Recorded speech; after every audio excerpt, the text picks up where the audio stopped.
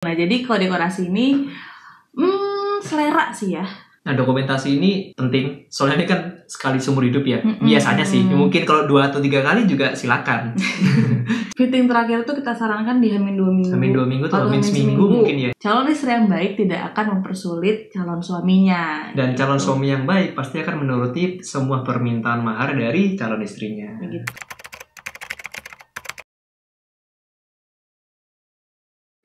Nah, lalu selanjutnya tentang souvenir. Jadi souvenir itu gimana? Oh, kamu suruh aku ngomong. Souvenir ini ya tau lah kalau kalian datang ke nikahan kan dikasih kenang-kenangan gitu. Biasanya orang ngasih gelas yang ada tulisan apa? Tulisan nama Nadia, pengantinnya gitu. Tanggal berapa gitu. Oke, jadi kita waktu itu kasih souvenirnya ini. Ini kan souvenir kita. Gantungan kunci mobil. Jadi kenapa gantungan kunci mobil? Jadi alasan utama kita adalah kita ingin ngasih souvenir yang bermanfaat gitu. Nah, sama nggak mainstream. Sama kalian cari-cari aja di Instagram ya paling banyak ya. Di Instagram, di Shopee itu juga banyak. Di Shopee betul banget. Dan kalau di Jakarta tuh ada tokonya Pasar Senen apa ya? Waktu itu Bunda ngajakin ke daerah sana buat nyari souvenir gitu. Cuma aku mager keluar. Jadi kita cari online aja. Kita cari online gitu. Ya pokoknya dapetnya dari Shopee. Pinter-pinter nyari aja ya. Gitu. Yang selanjutnya adalah tentang undangan. Nah, undangan ini apa? Undangan ini apa? Pertanyaan macam apa itu? Oke, jadi undangan pernikahan itu seperti yang kita bahas di pertama, mungkin di part 1 ya, tentang berapa banyak jumlah undangan yang akan kita bagikan. Nah, betul.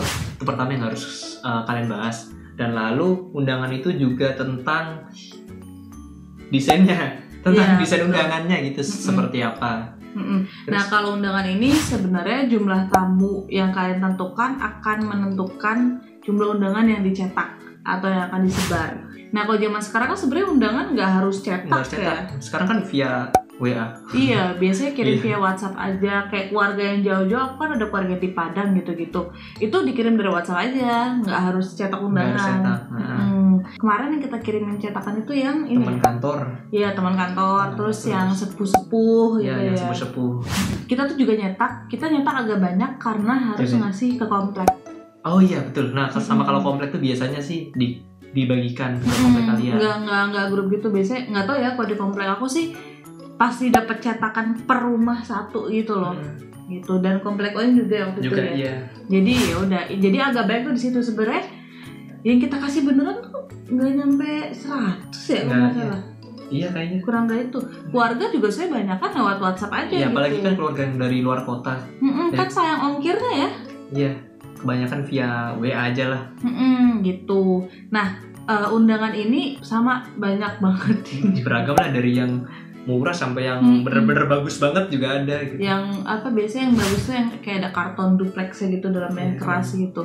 Nah, ini sama range harganya beragam. Carinya tuh gampang. Shopee. Iya, kalian cari online. Kita dapat di Shopee.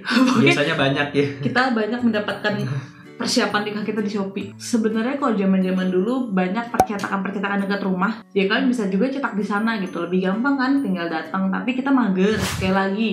Kita mager cari keluar, kita cari online. Kalau undangan itu kalian bisa pesan udah dilipetin. Karena kan ngelipetin repot lagi ya kalau misalnya undangannya yang lipet itu modelnya. Tuh, nah kita kebetulan waktu itu dapatnya udah dilipetin ya. Jadi tinggal masukin doang ke plastiknya gitu. Untuk undangan kita saranin kalian tuh udah nyari dari H-3 bulan ya. 3 bulan ya. Soalnya kan anggap kalian order itu di H-3 bulan dan dalam waktu sebulan jadi. Nah, ketika jadi itu kalian juga harus mikir untuk mencetak nama-namanya. Nah, kartu nama. Dicetak kartunya ini PR juga sebenarnya nih ya. Nanti ada tutorialnya di orang lain. Banyak tutorialnya. Kalian cari sendiri. Iya. Pokoknya tuh PR banget.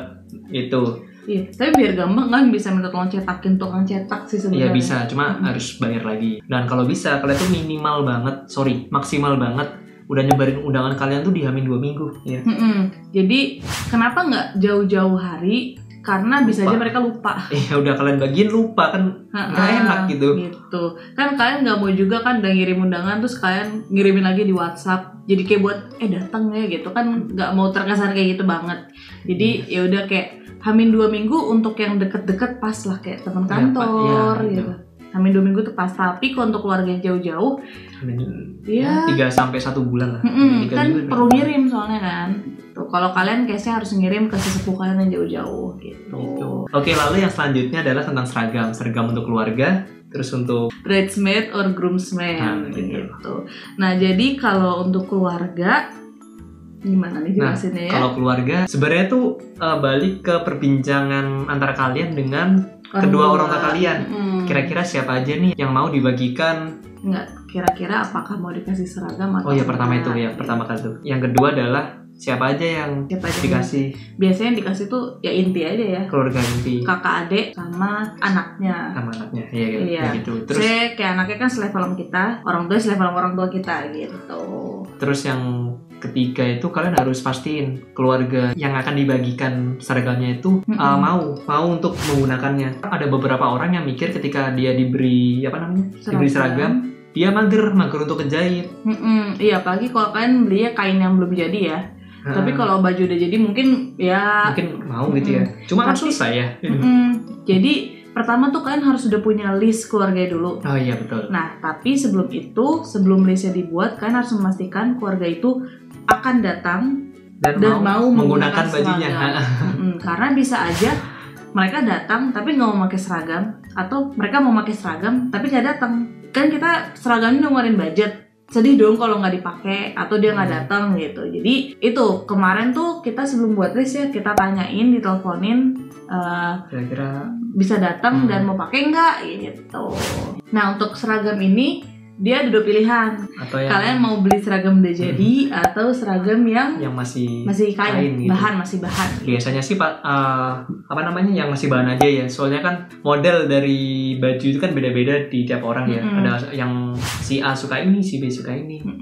Nah, tapi kalau kalian mau kasih bahan, pertimbangannya adalah kalian harus ngasih jauh-jauh hari. Kalian harus ngasih keluarga kalian waktu untuk menjahit bajunya gitu. Kalau amannya sih di 3 bulan ya. Kami 3 bulan. Soalnya jahit baju itu kalau lagi rame banget bisa 1 sampai 2 bulan. Betul, lama. Ngejahit baju itu takes time.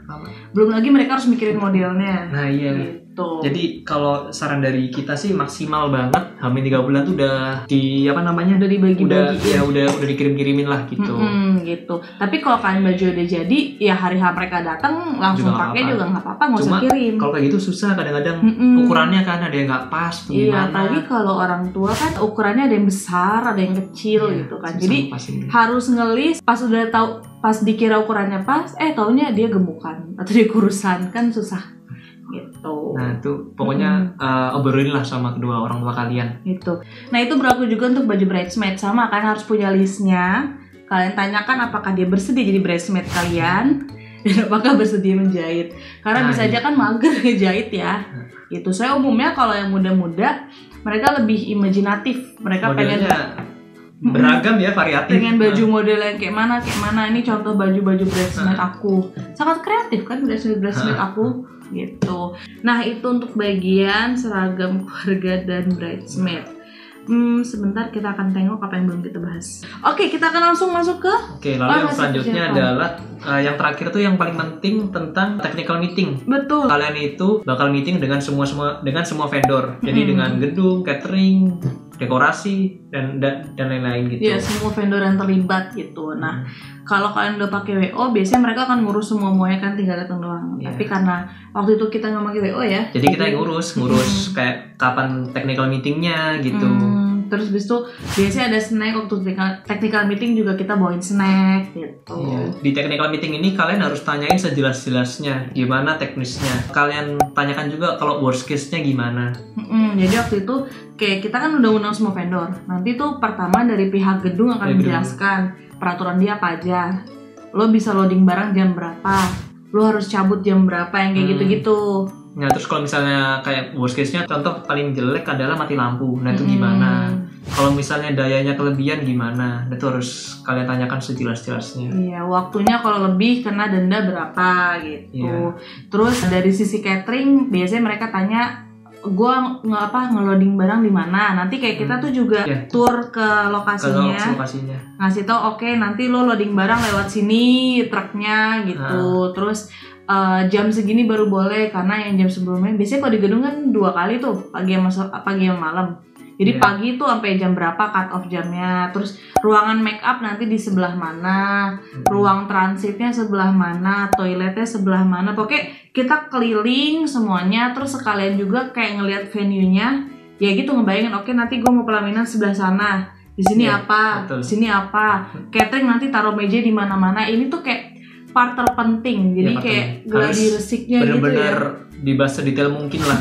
Biar waktu pas kalian hari H itu kalian nggak bingung. Karena kalian kan harus tahu di mana nanti orang tua kalian nunggu, di mana nanti keluarga Nah, iya. nunggu, naruh barang di mana, kunci ruangan kayak gimana. Gitu. Dan bagusnya lagi kalau semua hasil TM itu kalian tulis. itu harus. Jadi jangan cuma kalian ingat-ingat, harus kalian tulis. Waktu itu kita nyiapin perinan rundown acara juga, kita bagi ke semua vendornya, jadi mereka tahu rundownnya gimana, loading barang jam berapa gitu-gitu tuh kita tulisin semua di situ.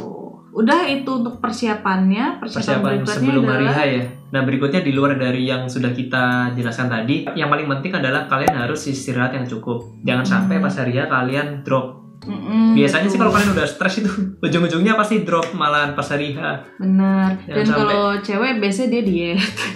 Mungkin kalau kalian mau agak kelihatan kurus gitu kan harus diet. Terus kalau kalian pakai skincare sangat disarankan hamin sebulan itu udah berhenti untuk mencegah breakout gitu. Tapi kalau aku waktu itu ya hamin seminggu, hamin 2 minggu ya aku ya berhentinya ya. Iya, hamin 2 minggu. Iya hamin 2 minggu aku berhenti. Soalnya kalau aku nggak lebih lama dari itu malah lebih jelek muka aku. Gitu. Dan apa sih ya perawatan. Kalau cewek biasanya dipijit. Oh iya, ada pijit sebelum nikah ya kamu ya? Dipijit dulu, terus Banyak kayak cewek ya? dilulur, pokoknya segala macam lah sebelum nikah. Itu banyak paket-paketnya, mungkin nanti aku akan cerita di part lain kali ya. Dari sisi cewek tuh apa aja, banyak banget sih kalau cewek. Nah apa lagi yang lupa ya, kayaknya. Oh iya, tentang KUA. Oh Nah, iya. jadi kalau Tuh. kalian nikah kan biasanya di weekend kan, di Sabtu Minggu. Itu sebenarnya orang KUA-nya tuh libur. Oh iya benar. Nah, jadi kalian harus ingatkan ke bapaknya. Paling nggak hamin 1 minggu lah bilang, Pak, kita yang nikah di tanggal segini ya gitu. Jangan lupa ya Pak gitu. Nah, sama kalian juga harus menyiapkan hasilnya apa ya, kayak dan gaji, uang saku untuk bukan gaji lah. bukan gaji ya, uang saku untuk bapaknya. Soalnya kan Jajan. dia udah datang di weekend gitu loh. Ngamplopin gitu. Biasa sih gitu. Jadi pas sudah selesai akad tinggal salam tempel aja. Iya, kalau kalian ngurusin sendiri kan bisa minta tolong sama tante kalian gitu atau adik kalian buat yang megang amplopnya gitu. Karena kan kalian nggak mungkin ngamplopin uang Nggak bisa mungkin. kiri orang tua kalian juga nggak mungkin, jadi bisa minta tolong ke keluarga terdekat. Betul. Gitu. Untuk bagian bridesmaid, kalian juga harus siapin list apa yang kalian butuhin dari mereka. Contohnya, kalau aku waktu itu aku udah ngelisin nih, minta tolong, misalnya tolong temenin nenek gua gitu misalnya. Tolong arahin keluarga untuk duduk di mana gitu. Tolong bawain tas gue, bawain HP gue gitu. Terus kayak gue minta tolong ada yang ngerekamin Instagram. Nah iya. Yang kayak gitu-gitu tuh di sebelum acara juga udah disiapin. Jadi kan enaknya ngobrol sih, ketemu langsung semuanya. Cuma waktu itu gue lewat WhatsApp grup karena nggak sempet ketemu gitu. Udah Terima sih. kasih bridesmaid aku. Mungkin cukup segitu ya. Kayaknya Sharing itu deh kali persiapan. kita kali ini tentang persiapan sebelum hari H. Nah kalau misalnya kalian ada tambahan atau dari kita ada yang kurang, kalian bisa tulis di kolom komentar ya. Iya gitu. please, kalian bisa sharing di bawah kok. Nah kalau misalnya kalian ada yang mau sharing juga boleh tulis aja di kolom komentar. Gitu. Ada yang belum kita bahas bisa ini juga. Nah berikutnya paling kita akan menjelaskan video mengenai hari hanya. Ya cuma video hari H paling curhat aja kita nanti ya. Kita sharing aja lah tentang hari H tuh gimana sih gitu. Nah terima kasih sudah nonton sampai di part terakhir Iya. ini. Semoga video kita bermanfaat dan bisa membantu kalian yang sedang melaksanakan persiapan pernikahan. Kamu closing dong. Jadi sekian dari kita. Jangan lupa kalian like, komen, dan share ke teman-teman kalian. Siapa tahu teman-teman kalian yang ingin menikah bisa terbantu dengan video kita ini. Dan kalau kalian mau lihat episode lain dari No Sharing ada di sebelah sini. Episode TV di sebelah sini nih guys. Dan ini tombol subscribe ya. Jangan lupa di subscribe ya. Thanks for watching.